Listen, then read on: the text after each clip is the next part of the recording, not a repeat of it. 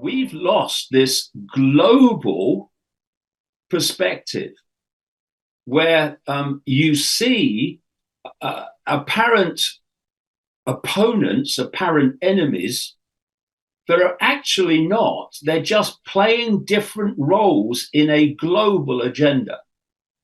And so people, for instance, are like surprised, shocked even, that suddenly Zuckerberg's wheeled out at Mar-a-Lago, and Ellison's wheeled out, and Altman, and all these other people that have pushed Trump, like Mark Andreessen, etc., and Peter Thiel. And it's like, what's he bringing Zuckerberg in for? Why is he having dinner at Mar-a-Lago with Bill Gates? Because they're all on the same team. They're just playing different roles. And excuse me, once you grasp that, suddenly the panorama of what's going on becomes clear. And so we're seeing the gang that has played a role up to this point, the Zuckerbergs and the Bezoses and the Gateses, being kind of on one side and Trump and the MAGA on the other. Now we're seeing the gang come together. So I mentioned David Icke. He spent the 2024 election cycle warning the masses that Donald Trump is a fraud, that he's a false messiah figure who, along with his surrogates, has convinced the American people to just let their guard down, buy into every single thing that he says, rush to his defense, stand up for him, even when it means screwing over your kids. It's a pathetic situation. So if we look at how this whole PSYOP is working, first of all, I have this phrase, know the outcome and you'll see the journey. If you don't know what the outcome is planned to be, then you look at events in the world and they appear to be random and confusing and bewildering. Like, why did they do that? What's that happening there? Why are they doing that? But when you know what the outcome is planned to be, suddenly these apparently random events become very clear stepping stones to the outcome. And the big outcome, because the whole foundation of this global conspiracy is control of human perception. We behave as we do because we perceive as we do. So you get perception, you get behavior, you get response. And so we have what's called the left in politics, not the left that I remember, the woke left. And they are pretty much on board with what the real foundation outcome is planned to be. Everything else is detail. And that is a fusion between humans and artificial intelligence, so that artificial intelligence becomes the human mind.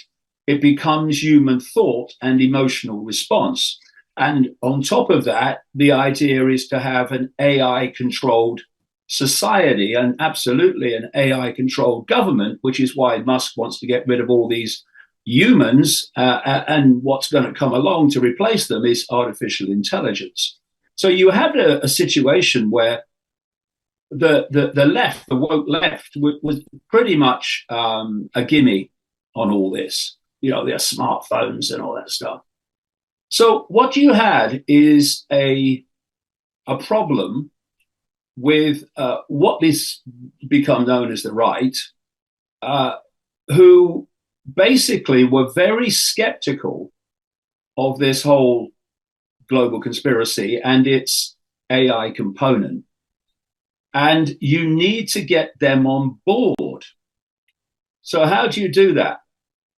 Well, you first of all get a guy, Elon Musk, who I've been tracking for years and years and years, long before he was allowed to buy Twitter X. The reason I was tracking him is because I was looking at the agenda of this global cult, as I call it, and its various agencies and factions like the World Economic Forum, and his companies were ticking every box of that agenda. So were his public statements. And you think, whoa, this guy's really on board with this global agenda. And then he bought Twitter X. Now, because I've been tracking him for so long, I knew it was a scam.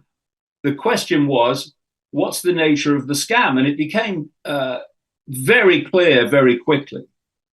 And that could be seen by the sudden response to Musk of the alternative media, where they were skeptical of him.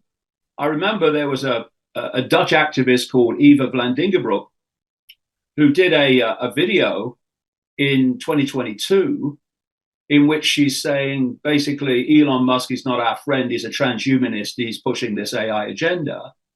Well, you look after he bought Twitter X at what Vlandingerbroek says about him now.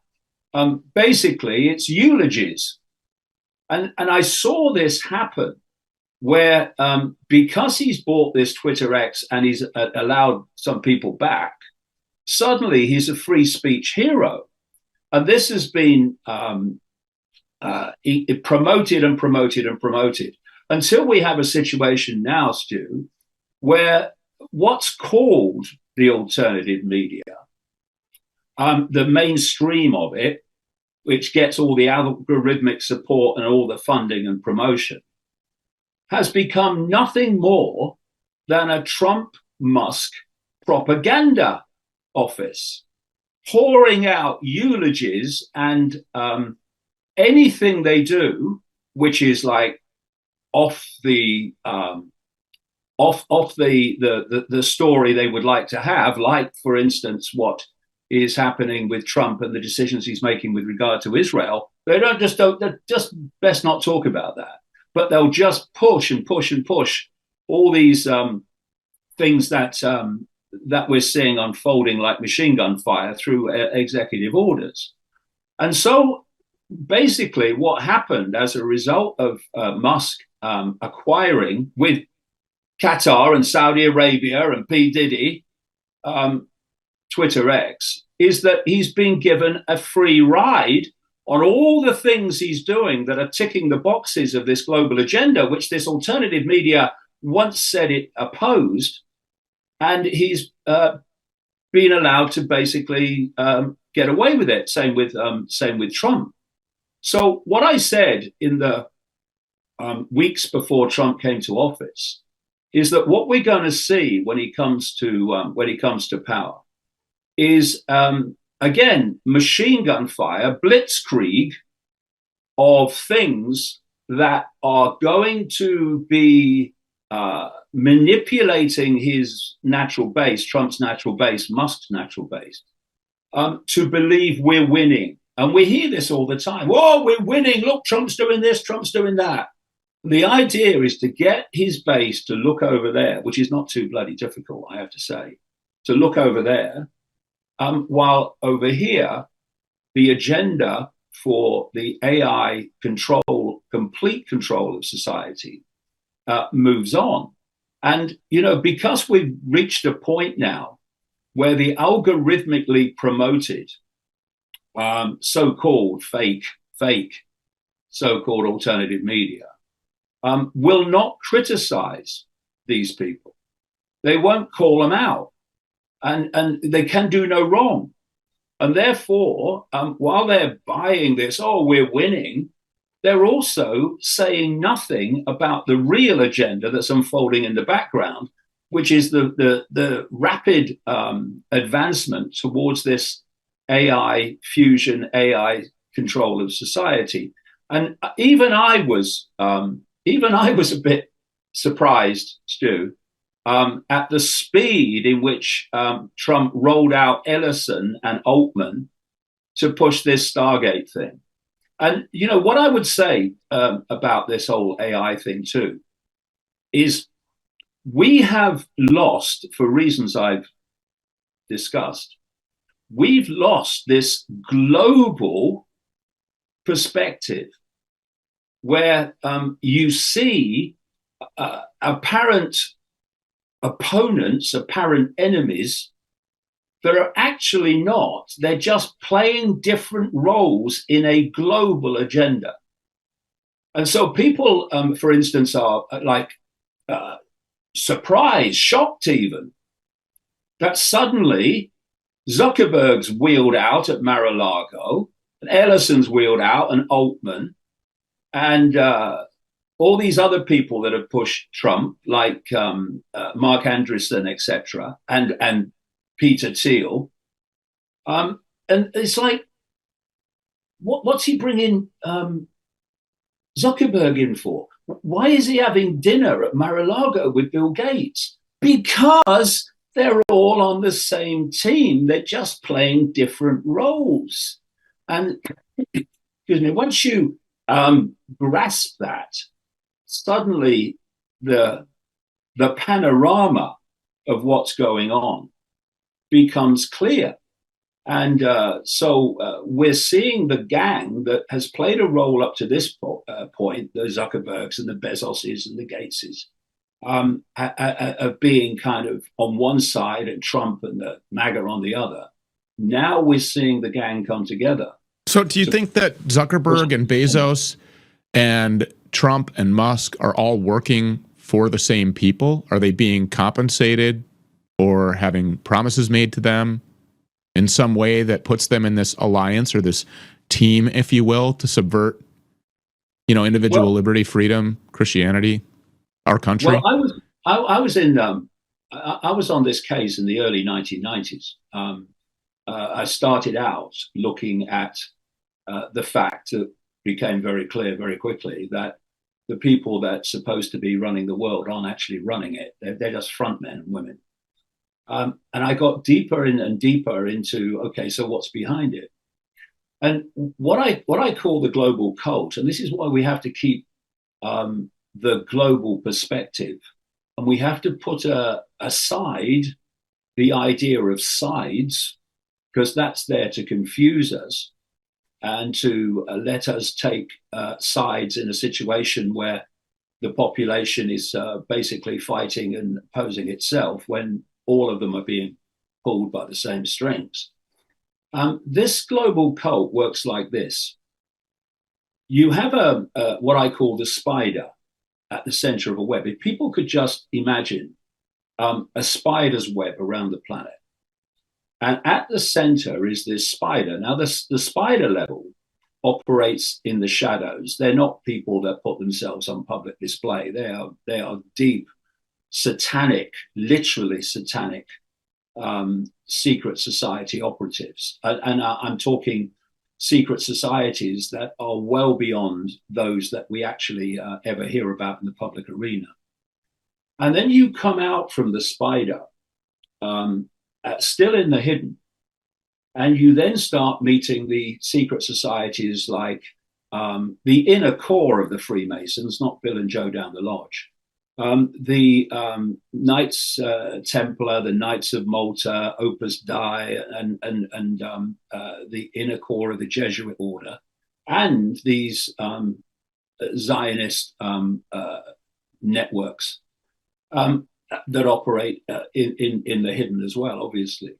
And then you come out, and what's happening is the agenda for the world is coming out from the spider level, and it's coming through the hidden, and then it meets what I call the cusp area, the cusp part of the web.